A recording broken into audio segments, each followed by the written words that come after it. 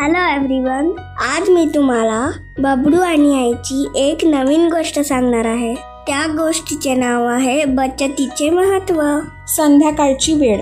आई स्वयंपाक करत असते आणि बबडू हट्टाने नवीन खेळणी मागतो. आई, देवेनकडे किती छान रोबोट आहे. मला पण तसाच नवीन रोबोट हवा आहे.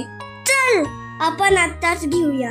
अरे, पण तुझ्याकडे आधीच खूप खेळणी आहेत बाळा, आणि देवेनकडे आहे म्हणून तुझ्याकडे असायलाच पाहिजे असं कुठे असतं का? जी तुझ्याकडे खेळणी आहे ती सेम त्याच्याकडे आहेत का? तरीही तुला नवीन रोबोट हवा आहे का? हो, मला तो खूप आवडला.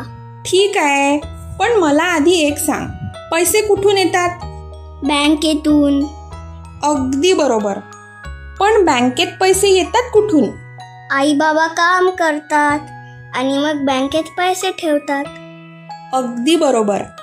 आणि हे पैसे आपल्याला अन्न, कपडे, घर चालवण्यासाठी, शाळेसाठी, तब्येत खराब झाली तर दवाखान्यासाठी, अशा एकदम गरजेच्या गोष्टींसाठी वापरावे लागतात. जर आपण उगाचच पैशांची उधळपट्टी केली तर मग गरजेच्या गोष्टींसाठी पैसे कमी पडतील. म्हणजेच आपल्याला एकदम गरजेच्या असलेल्या गोष्टींवरच पैसे खर्च करायला पाहिजेत. हो बाळा, आधी आपण गरजेच्या गोष्टींना प्राधान्य दिले पाहिजे व मग बाकीच्या गोष्टींना. आणि पैसे जपूनच वापरायला हवेत.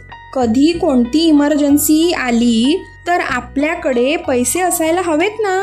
जसे आपण पाणी आणि अन्न वाया घालवत नाही, तसेच पैसेही विचारपूर्वक वापरायला हवेत.